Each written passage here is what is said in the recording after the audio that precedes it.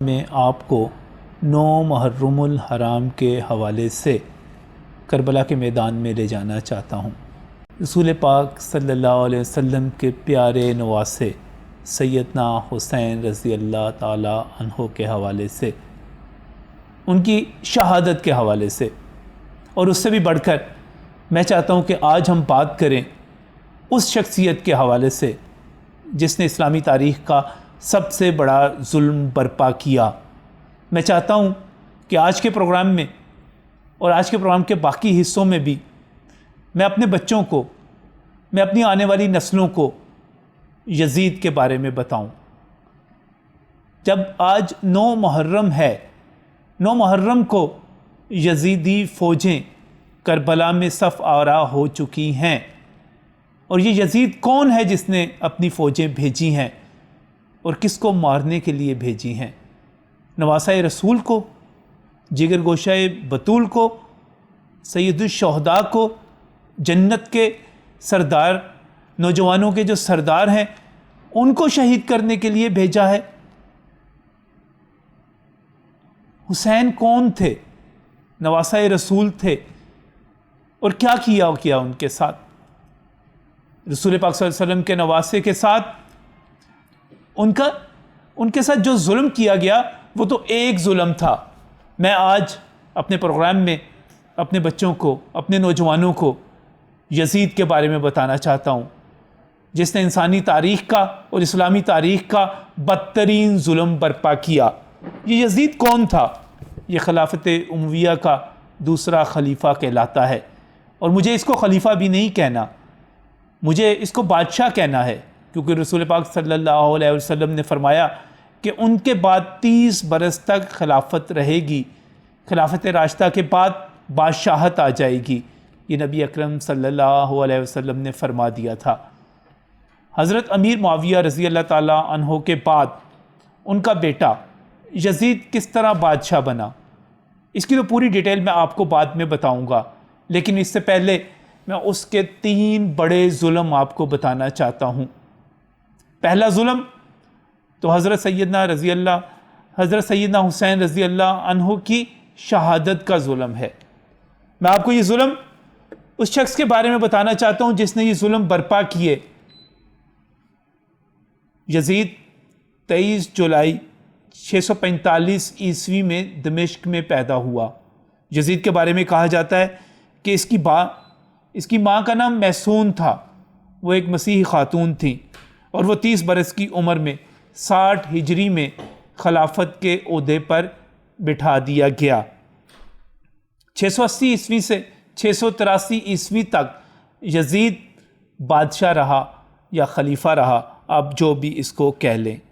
یزید کے بارے میں پروگرام کے آغاز میں ہی کہوں گا کہ اہل سنت والجماعت، اہل تشیع تو ایک طرف رہے، اہل سنت والجماعت بھی اس کو، یزید کو پلید مانتے ہیں، فاسق کو فاجر مانتے ہیں، اس کو مرتکب کبائر مانتے ہیں، اس کو سیاہکار مانتے ہیں۔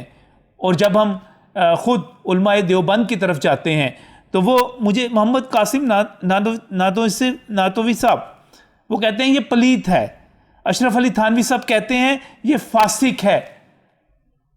اس نے کیا ظلم کیے کہ اس کو یہ سب کچھ کہا جا رہا ہے؟ سب سے پہلا واقعہ تو سیدنا حسین رضی اللہ عنہ کی شہادت کا ہے۔ یہ کہا جاتا ہے کہ وہ اہل عراق کی دعوت پر یزید کی بیعت نہ کرنے کے لیے اور اس کی حکومت کے خلاف تشریف لے کر جا رہے تھے۔ میں آج جو کچھ واقعات آپ کو بتاؤں گا وہ خلافت اور ملوکیت سے لیے گئے ہیں، اور خلافت اور ملوکیت سید مولانا ابو الاعلیٰ مودودی کی لکھی ہوئی تحریر ہے۔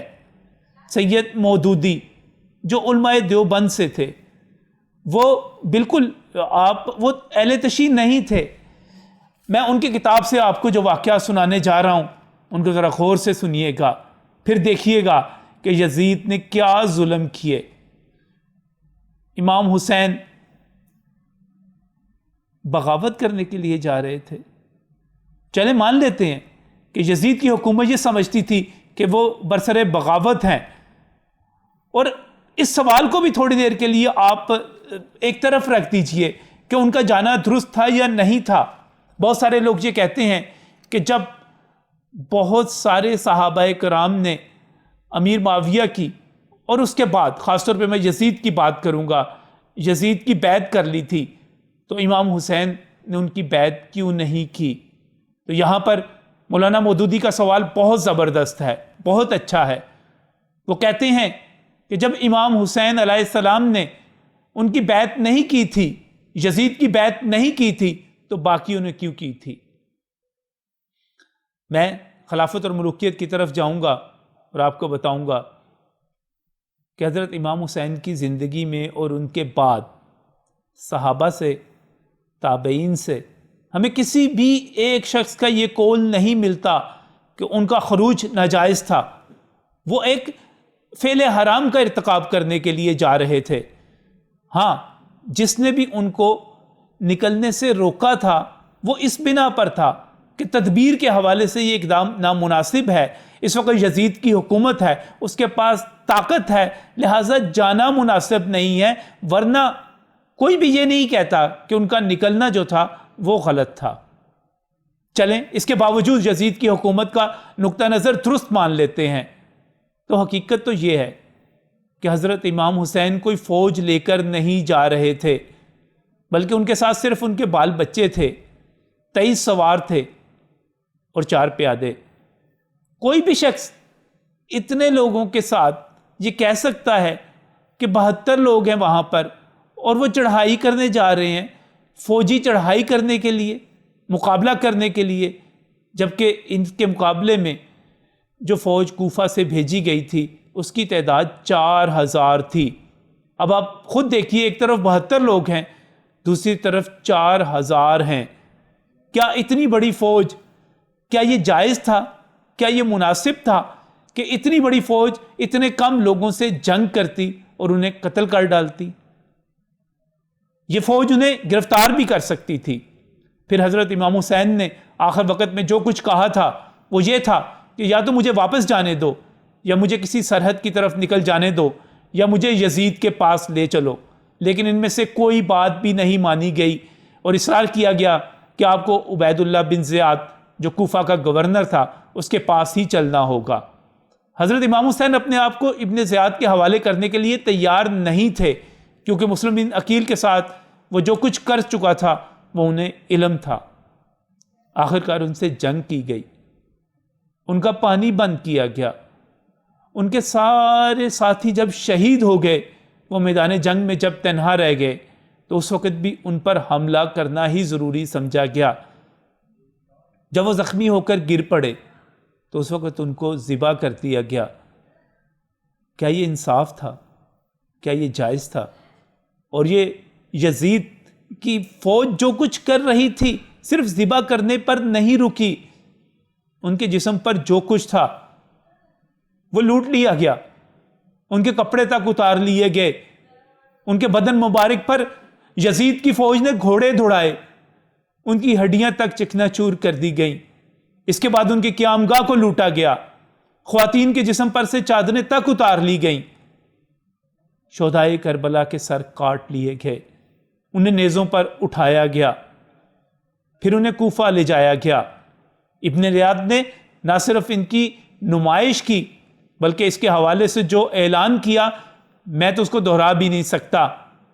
یہ سر پھر سارے کے سارے دمشق بھیجے گئے اور بھرے دربار میں ان کی نمائش کی گئی۔ مولانا مودودی ایک چیز پوچھتے ہیں کہ فرض کیجئے کہ حضرت حسین یزید کے نقطہ نظر کے مطابق برسر بغاوت ہی تھے، تب بھی کیا اسلام میں حکومت کے خلاف خروج کرنے والوں کے لیے کوئی قانون نہ تھا؟ فقہ کی تمام کتابوں میں یہ قانون لکھا ہوا ہے۔ مثال کے طور پہ صرف ہدایہ اور اس کی شرح فتح القدیر، باب البغاوت میں اس کو دیکھا جا سکتا ہے کہ یہ قانون کیا تھا۔ اس کے تحت جو کچھ کیا گیا، کربلا میں جو کچھ کیا گیا، کوفہ میں جو کچھ کیا گیا، دمشق میں جو کچھ کیا گیا، وہ قطعاً حرام اور سخت ظلم تھا۔